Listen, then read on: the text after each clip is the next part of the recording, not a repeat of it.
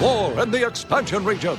As the Separatists tighten their grip over vital but isolated supply routes, the Republic launches a lightning strike into a remote ghost nebula to control the strategic system of Umbara. Republic forces smash through the Separatist blockade in an effort to claim the shadowy world.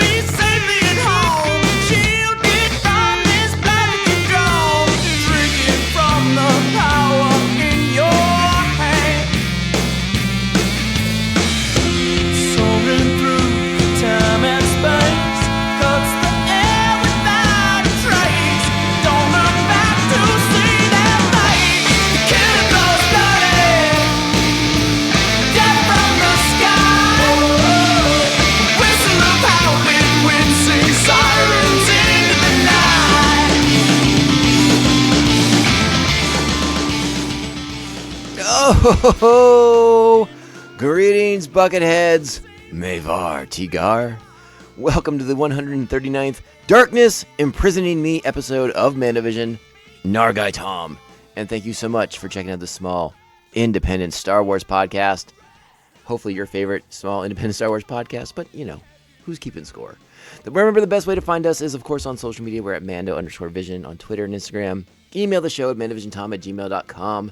Make sure you're liking, subscribing, following, and sharing the show with all the other Mandalorians in your covert. And remember, if you have the time and the inclination, 5-star reviews, a great way to help support the show, spread the word, and help us defeat the tyranny of the algorithm. Welcome back in. It's Star Wars Clone Wars Rewatch Monday. Maybe. That's a vague reference to, like, I don't know what day of the week I'm going to release this right now. You may have gotten an episode on Monday. I may be following up with something different now. I might be mixing it up on you. Who knows?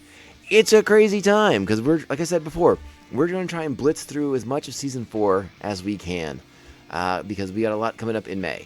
So I'd like to get a lot of Season 4 under our belts before we are just inundated with the Bad Batch and Kenobi and so many other things.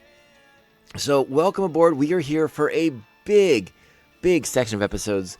We are here for a 4-part series taking place on Umbara, having to deal with Jedi General Master Krell, and there's so much in these 4 episodes to get into. It's very clone-centric, which means it's definitely one of my favorite arcs on the series. I'm really excited to get into this and talk to you about this with all you guys, because it is so clone-centric, and the clones to me are such a fascinating aspect of the Clone Wars series. You know, it's very easy to focus on Anakin and Obi-Wan and Padme and the whole Jedi versus Sith aspect of the Clone Wars and what's going on, which is, don't get me wrong, infinitely fascinating.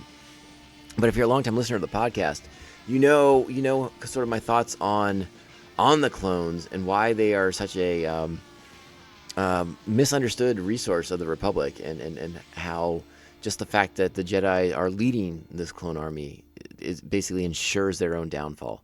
And we'll talk a bit more about that as the series goes on, as we progress into these things. But we don't have to get into that right now because we are so loaded with stuff to talk about in this 4-part series. Now I'm going to give you a little heads up. We're going to talk a lot about before we dive into the episode. We're going to set the table here to talk about Umbara and its sort of importance, its significance, and how its current circumstance in these 4 episodes has come to be based off of another episode back in earlier in the Clone Wars run. And next show, we will spend a lot of time talking about General Krell, Jedi General Krell. And again, a fascinating character, one that I think we can spend a lot of time talking about. But for the first 3 episodes in particular, we have a very specific point of view of what Krell is, of what we think he is as pertaining to the clone troopers. And that all changes very dramatically by the 4th episode. as you all may recall. And if you don't, we will get there, and I won't spoil anything just yet. so this is an arc where you may want to get a little bit ahead of us as far as that goes. Just make sure I don't mess up and spoil like the big moment in the fourth episode of the show. But again, again, this is rewatched, so I think we've all been here before. We've all sort of put it all together. I did sort of initially forget what was going on with Krell until about halfway through the episode. I was like, oh yeah. So it's understandable. At least I hope it's understandable. I mean, it's been about 10 years for me since I've watched these, so I don't know if you all feel the same, because maybe you've watched them a lot more recently than I have, and in that case, you're like, come on, you dodo bird, put it together. so today, this first episode, let's talk a little bit about Umbara. All right, it is a planet shrouded in darkness. It is in the expansion region of space in the Ghost Nebula sector, and it again. Oh, and its primary trade route is the Great Kashyyyk branch. It is a breathable atmosphere, but as you see in this episode, the troopers are wearing a certain like these helmeted suits around them that emit like a certain kind of gas when it's broken, as we see in the episode. I think we will get to it further into the arc of what's going on with that suit, and it's basically like a drug that they've put together for their soldiers. You breathe this in, and it makes you fight longer, harder, faster than your opponents. And that's partially due to Umbara's sort of seclusion. It's in this Ghost Nebula. It's kind of off the beaten path for the Republic, right? So they've developed technologies in very, very different ways, but a lot of it has to do with the fact that the planet's shrouded in darkness, and so being so isolated, they have not been exposed to as much of the similar technologies as you see throughout the remainder of the Star Wars galaxy. There's a couple of native species of flora and fauna that we should talk about that you're going to see in this episode. In the flora category, you'll see the Death's Embrace and the Zabrak Spine. These are the two main plant features you'll see. The Zabrak Spine are the ones that sort of like the red tinting on them and look spiny. The two creatures we'll see in this are the Banshee, which are the flying ones that attack some of the clones that way. They have a very bioluminescent thing going on with them. And the Vixus, which is sort of like it's like a junior Sarlacc, if you will. It's a man-eating plant, basically, but there is a sort of visual similarity to the Sarlacc in a way. And the major export of Umbara, why it's so important to the Republic, is that it exports dunium, which is the major material used in building starships, specifically the capital ships of the Republic. So they're kind of a big deal. Their resources are very valuable to the Republic and later on to the Empire. But how do we get to this situation where the Umbarans have become part of the Separatists? How the Separatists have tried to blockade the planet so the Republic can't get there? Well, that goes back to another episode that we covered. I think it's back in season 2, the Senate Murders episode of the show, where we get to witness the death of the Umbaran ambassador, Medici. Medici is his name. He dies. He gets murdered by a aide of a Republic senator who's got a little conspiracy going on of her own. And that death is what prompts the Umbarans to withdraw from the Republic and side with the Separatists. They don't really go out of their way to explain that in this first episode. And I don't. As I watch through the next 3 episodes, I'll find out if they mention that, if they even bring it up again. But that is an important little nugget. And remember, so we have met an Umbaran before, Medici, who is formerly the ambassador of the Umbarans to the Republic, who was murdered. You might remember he was also kind of teamed up with the Kaminoan ambassador, and they were trying to get the clone army funding expanded. They were kind of war profiteering, if you will, because the Umbarans are developing cool technologies, so why not be able to sell them, right? And obviously they're exporting dunium, so that's a big deal too. Massive exporting of dunium because they need all those capital ships.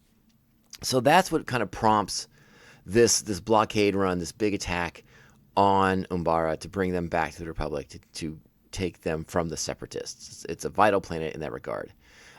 This episode, let's kind of get into our particulars, all right? In case I didn't mention it already, we are on Season 4, Episode 7, Darkness on Umbara. The original air date was October 28th, 2011, and the episode is just directed out of his mind. This episode is phenomenal to look at. Directed by Stuart Lee, who's directed so many episodes, and written by Matt Mishovitz, who again has written so many great episodes. But this is an insanely action-packed episode. I really think Stuart Lee goes above and beyond in this one. This is a really intense series of episodes here. Not just this first opening one, but the next bunch of episodes are all the same way. The action's intense. It's insane. It's almost nonstop. Just when you think the clones are going to get a moment to catch their breath and breathe, something attacks them. Umbara is a very hostile world, even without the Umbarans themselves attacking. Like, the planet itself is very hostile, very aggressive. So the clones have to stay on their toes. Let's go ahead and read our plot, all right? During an assault on the shadowy world of Umbara, General Skywalker is called back to Coruscant. He has to relinquish command of the 501st Legion to legendary Jedi Master Krell, who turns out to have low opinion of clones. And we see that right off the bat. He never addresses the clones by their names, refers to them only by their numbers, sort of reduces them as individuals, right? He sort of just sees them as tools, and sort of tools that are to be disposed of once you're done with them. And it's a very cold methodology for a Jedi general. And now apparently he has a reputation, and we'll see. We'll probably hear the clones talking about that in a clip that we'll play a little bit later on, for being for getting results. But as we see in this episode, it comes at a high cost of the lives of clones, which he does not value very, very highly. Our cast this week, so much credit in these 4 episodes to D. Bradley Baker as the Clone Troopers, Dave Fennoy as Pong Krell. He does a fantastic job as well, and a shout out because he's a Silver Spring native. So shout out Maryland, all my East Coast friends, you know what's up. Matt Lanter is Anakin Skywalker, James Arnold Taylor is Obi-Wan Kenobi, and Tom Kane is our narrator. Our Jedi Fortune Cookie this week: the first steps towards loyalty is trust, and that's what we see a lot of in this episode. The clones questioning the decisions that Krell is doing. He's changing the battle plans of Anakin Skywalker, a general that these clones have grown to trust immeasurably over the years, over the duration of the Clone Wars. The 501st is insanely loyal to Anakin Skywalker because he showed a propensity to have inventive battle plans that minimize casualties. And this Krell is the opposite. He may be effective, but it doesn't matter how many clones he dies to achieve his goals. Which, again, I feel like that would be a red flag to the Jedis, to other Jedi out there, that hey, maybe we should talk to Krell about not wasting so many clones so easily. My goodness. Which, that's actually something, if you are an old fan of the old school EU, and you go back to the Karen Travis novels, there is a section in one of the books, and I can't remember which one it was in particular, but they reference back to the Clone Wars and how there were a lot of Jedi generals who were not very good generals and got a lot of clones needlessly killed. And that's sort of what we see from Krell in this arc here. But we'll find out Krell's motivations for these things and his sort of twisted train of thought later on. All right, I think we're all set. I don't think there's anything else to get into. So you know what that means. It's time. Strap on your buckets.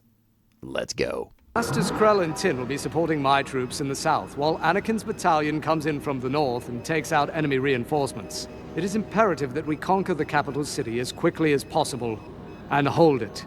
Our biggest problem is going to be the local militia. The Umbarans have aligned themselves with the Separatists and are heavily armed.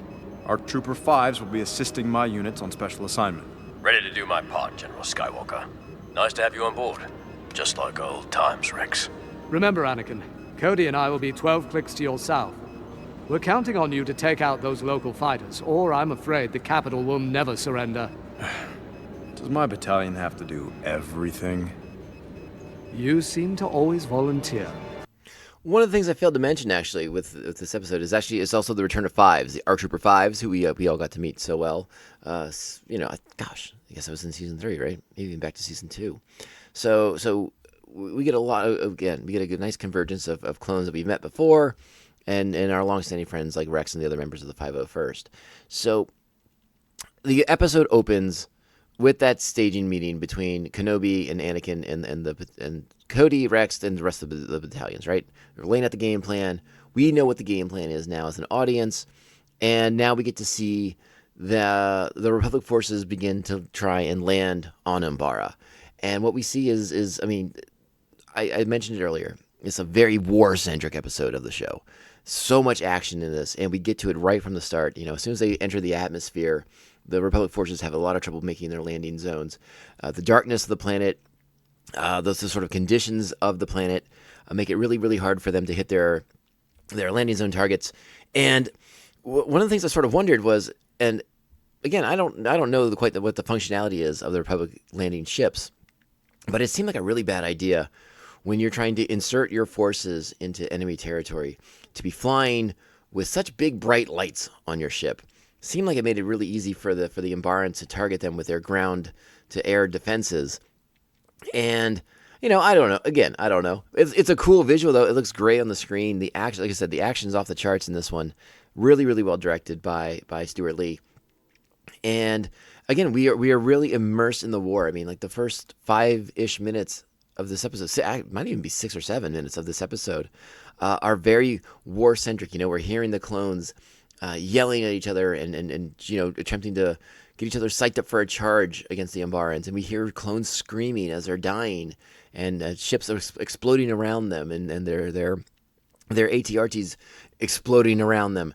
It's just really, really intense and so much visual stuff to take away from it. We talked about the plant life of Umbara, and we get to see that spring into action. The one I mentioned before, the Vixus, with that sort of Sarlacc-esque aspect to it. It's just really, really, really well done. And if you thought like the 2 episodes you had before this with the focus on the droids took us out of the Clone Wars for a little bit, you are thrown back into the deep end really, really quickly on this one. And the intensity in this what at the time was a show airing on the Cartoon Network, kind of sort of aimed to a younger audience. This is intense stuff. Like, this is like, whoa, this is pretty crazy what we're seeing right here on the screen. I mean, again, clone troopers screaming as they're dying on the screen. It's bananas. And we're seeing Umbarans getting shot in the face and all kinds of stuff. It's great action, great intensity, which I think is something that's really understated or not talked about enough, I should say, with Star Wars: The Clone Wars, is the level of intensity some of these war scenes have to them, and this arc is full of them. So pay special attention when you're rewatching these, and I think you'll agree with me on that. All right, so eventually we do get to a point where the clone troopers have advanced far enough, and General Skywalker is gonna make some leadership choices. And let's check in with our heroes and see what's what at this one of these rare moments where the clones can catch their breath.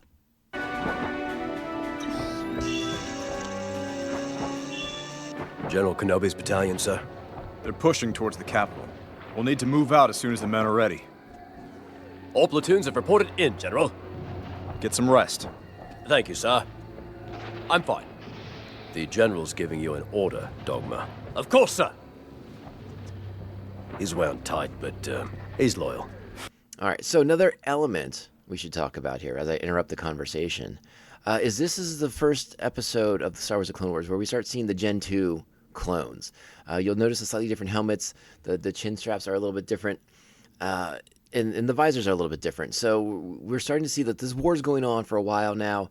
The next wave of clones are mixing in with the Gen 1 clones, and it's not that they don't get along, but you'll see that there's sort of like there is a difference between the clones now that you'll see very, very easily. And I mean, and not just the differences that we've seen in the past, but I mean just in sort of like the green around the ears sort of sense, like you have the veterans like Fives, like Rex, like Cody, and so many of the others that we've known for so long, and now you start seeing newer clones who are getting their first taste of the action, new to the 501st and things like that, as the Republic struggles to replenish its army in this war that's just dragging out forever and ever and ever. All right, let's get back to the conversation. He kind of reminds me of you. Maybe back in the day. See what I mean? So what happens next is the Umbarans circle around behind our heroes on the ridge and stage the next wave of their attack, driving our heroes off the ridge. And again, many, many more clones are lost in this attack, this sneak attack here. And they have like this crazy little, I don't even know what to call it. I think it was a machine. It looked like some kind of technological device. It looked like a bug, scurried around and electrocuted the crap out of a bunch of clones and killed them. Then it stages the next wave of the attack. Eventually, Anakin is able to call in for an airstrike, and our good friend Oddball, you remember Oddball, come on. He drops some bombs from his Y-wing and gets our heroes another respite from the unrelenting attack of the Umbarans. And it's at this moment that we get our first look at General Krell as he's going to make his appearance here. Now, just some kind of general stuff about General Pong Krell. He is a basilisk, so that means he has 4 arms. And one of the things I sort of like about his look and sort of like the way he carries himself is that he keeps 2 of those 4 arms kind of, held behind him like you'd see from a lot of like other military personnel. But because he has 2 other arms, they're swinging from the fronts and stuff like that, which also means as a Jedi, he has 2 lightsabers, 1 for each hand, except they're also double-bladed. So Krell means serious business when he breaks out those 2 double-bladed lightsabers. And let's go ahead and meet him as he breaks some news to Anakin that Anakin is not keen about. General Krell's here? Something big must be going on.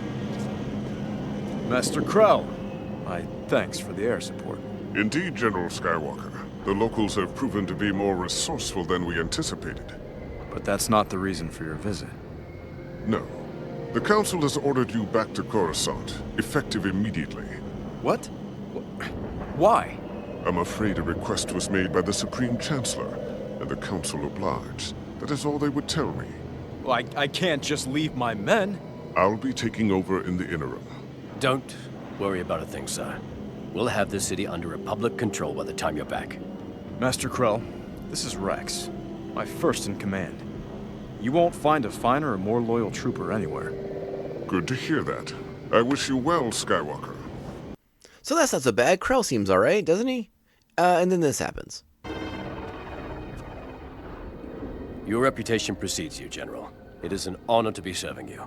I find it very interesting, Captain, that you are able to recognize the value of honor for a clone. Stand at attention when I address you. Your flattery is duly noted, but it will not be rewarded. There's a reason my command is so effective, and it's because I do things by the book, and that includes protocol. Have all platoons ready to move out immediately. That is all. Oof. So, Krell, stickler. Don't think that's going to play really well with the troops, but, they're the clones. They're going to follow orders. They're going to do their jobs. But as we will see in this next section, we have to begin to wonder, maybe for how long. So on the march with the clones, and Krell showing again his sort of lack of patience with them very, very quickly. Let's check out this sequence too. Quicken that pace, battalion.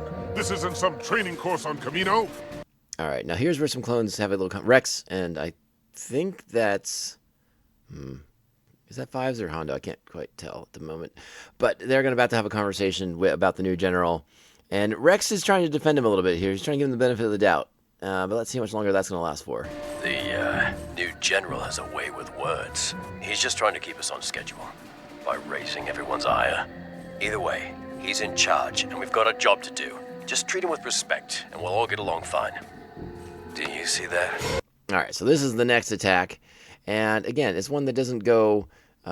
It doesn't go well for our heroes, our clone troopers, as more of the local species of the planet. Again, Umbara, a hostile world without the Umbarans firing at them. As there's a lot of predator species on the planet, and we're about to meet another 2 of them. And again, you'll notice the bioluminescence emanating from them, world darkness. So that makes a ton of sense for these hunters to be able to have some sort of light source of their own. But Krell's reaction to this encounter is interesting and fairly unkind, as he seems to blame the clones for this delay as if it could have been avoided. And yeah, I just want to play his reaction for you real quick. Oh, and Krell's the one who has to spring into action to sort of end the conflict with these native creatures here. So he's rather irritated by it all.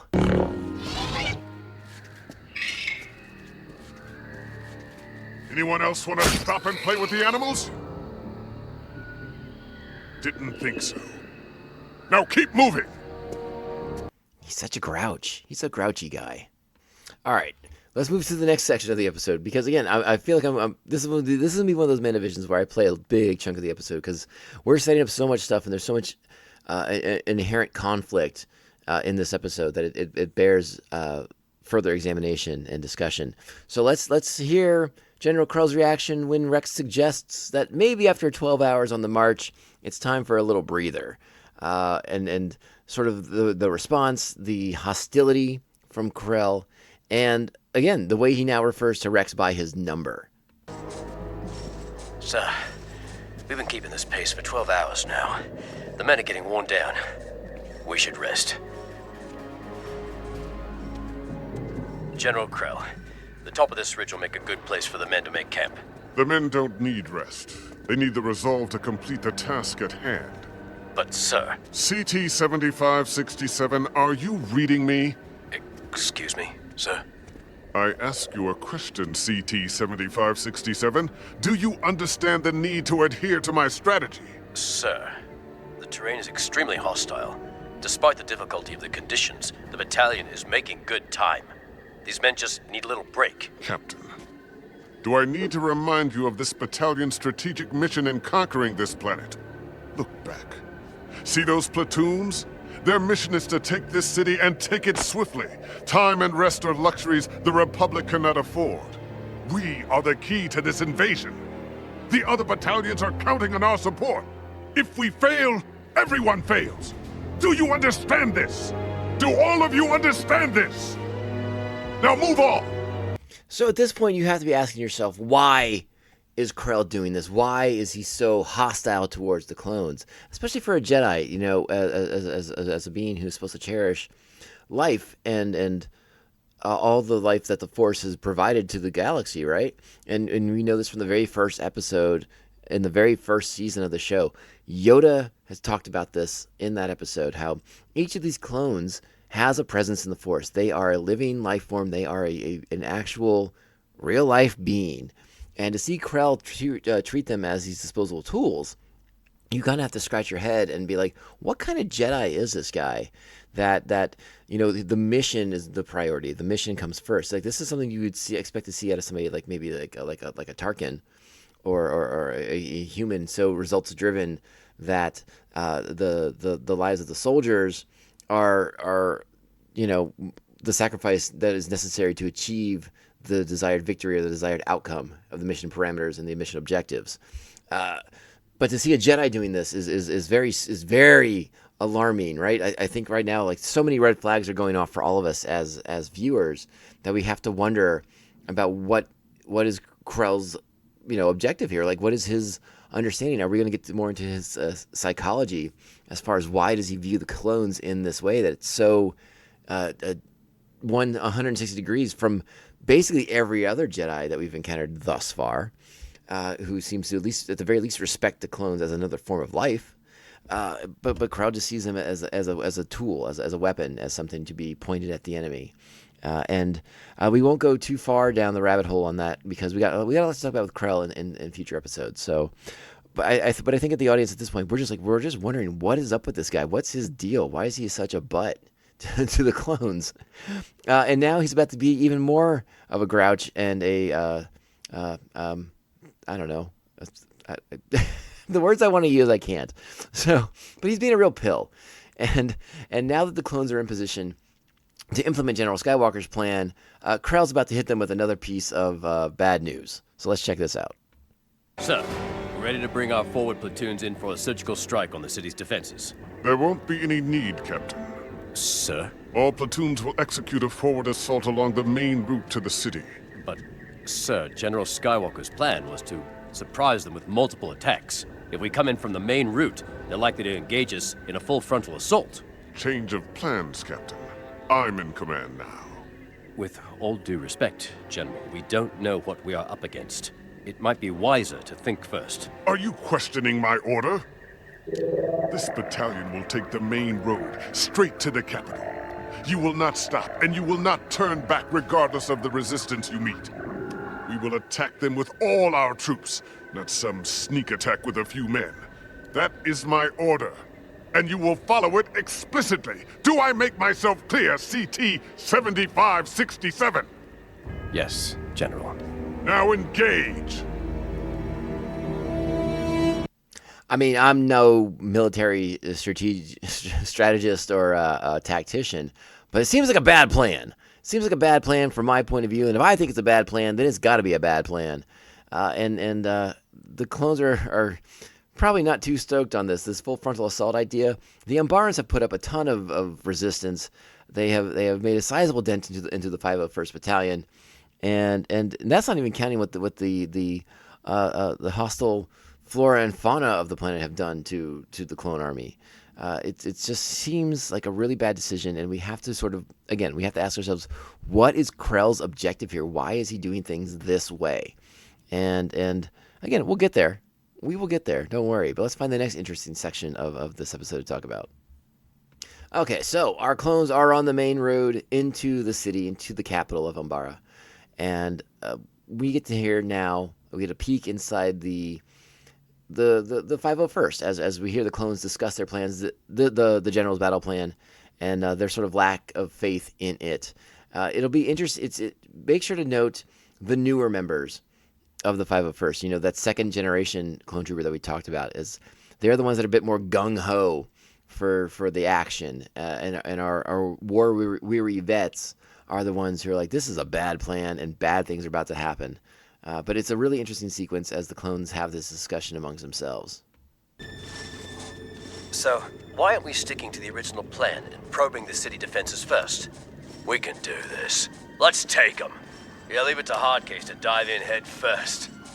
The General's new plan is reckless. You ever think that maybe the General knows what he is doing? I know you think this is a bad idea. I raised my objection to General Krell's plan, but he didn't agree. So, this is it. But what if he's wrong? Then what? This isn't the time for a debate. Right now we have to stay alert. And this is when we find out that the Umbarans have mined the main road into the city, and many clone troopers begin to die from these mines. It is, again, rather horrific, the explosions and the screams that we hear as these clones are getting killed. So they go out to sweep the mines, and they're able to get around those. But that's when the Umbarans launch the next wave of their attack to defend the capital city. Rex's forces are quickly outnumbered, and they begin to fall back. This does not make General Krell a happy individual. He has to send in another wave of troops to rescue Rex and his forces. And as they fall back, they're able to gain a little bit of ground and sort of stop the bleeding as it is. But again, Krell not happy with the way Rex is leading the army thus far, and he's about to give it to Rex. CT 7567. Do you have a malfunction in your design? You've pulled your forces back from taking the capital city. The enemy now has control of this route. This entire operation has been compromised because of your failure. General Krell, in case you haven't noticed, Captain Rex just saved this platoon. Surely you won't fail to recognize that. Arc 5555. Stand down. Okay, so that's intense right there, as Krell pulls a lightsaber on Fives. Like, that's kind of bananas, right? Like, we've not seen a Jedi do that move against a clone trooper ever. Sir, yes, sir. Sir, if I may address your accusation, I followed your orders, even in the face of a plan that was, in my opinion, severely flawed. A plan that cost us men. Not clones! Men! As sure as it is my duty to remain loyal to your command, I also have another duty, to protect those men. You have a spark of tenacity, Captain. I'll give you that. I know that I don't command like the Jedi you're used to serving. Certainly not like General Skywalker. But I have my way. It may be difficult, but these are difficult times, and it's proven effective. I suppose your loyalty to your men is to be commended. They seem to admire this. That's important to an effective commander. All right, Captain Rex. Your opinion has been noted. Dismissed. Is that good or is that a bad thing? It's an interesting moment as Krell seems to come to some sort of reluctant understanding of Rex and who he is. But is there more to it than we're being led to believe thus far? That's the real question. Let's go ahead and finish this one out. I think he almost complimented you. It's hard to tell.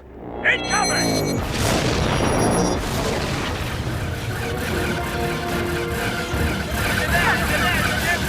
The Umbaras must have regrouped for a counterattack. Everyone, we must hold this position!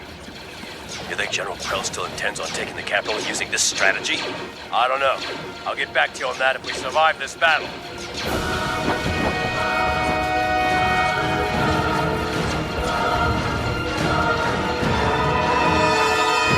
Boom! And that is it. And that is how the episode ends, in the middle of a battle. An incredible action sequence in an incredibly action-packed episode. One of the most war-heavy episodes of Star Wars: The Clone Wars thus far. It's 9 buckets, without a question. I might even go 9.5. This is great stuff. And there's so much more to come. Again, just the opening salvo in a huge 4-part episode of the series, and one of the big main arcs for Season 4 of Star Wars: The Clone Wars. And again, an episode that really highlights the clone troopers themselves, which we haven't seen much of in thus far in Season 4. And so it's really, really nice to kind of get more of their perspective on the battle, their perspective of their generals who are leading them. And again, sort of like making that distinction that the clones are individuals, they are men, they are, people. They are not tools, they are not pawns, they are not to be disposed of so readily. But again, sort of underlining one of the recurring themes that I have as we discuss the show is that the Jedi's downfall with the Republic was basically ensured when they supported and employed the use of a slave army, which again, were these clones, they were created and bred for battle, but were they given a choice? No, they were not. Which is where I come from with that perspective. And maybe you agree, maybe you disagree, but by and large, I mean, this is sort of like the shroud of the dark side that Palpatine threw over the Jedi without them even being aware of it, without them thinking of the moral consequences of doing this, thus ensuring their ultimate failure. Love this episode. I love the Umbara arc, and I think we're gonna have a lot of fun over the remaining 3 episodes of the series, of this arc, I should say.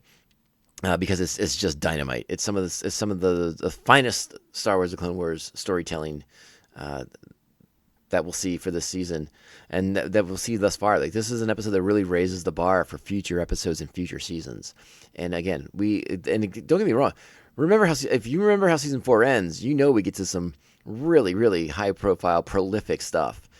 So good Lord, stay tuned for everything we have coming up in Season 4. My goodness gracious. It doesn't get much better than season... Well, I shouldn't say that, because each season seems to get a little bit better and better and better. But this is a huge arc. So much good stuff in this. I love it. I love it. I love it. And I'm so glad you all are here to listen to me talk about it. All right. I don't think I have anything else to say about this first episode without giving too much away, because again, we're going to talk more about Krell in each of the subsequent episodes. Is he's still a big part of what's going to happen here with the 501st and the taking of Umbara. So I think with that being said, we just have to look forward to the next episode, which again, we will focus more on Krell. We will have a conversation about him as a basilisk, and a little bit more on his background, talk a little bit more about what's going on with him as we get into the second episode.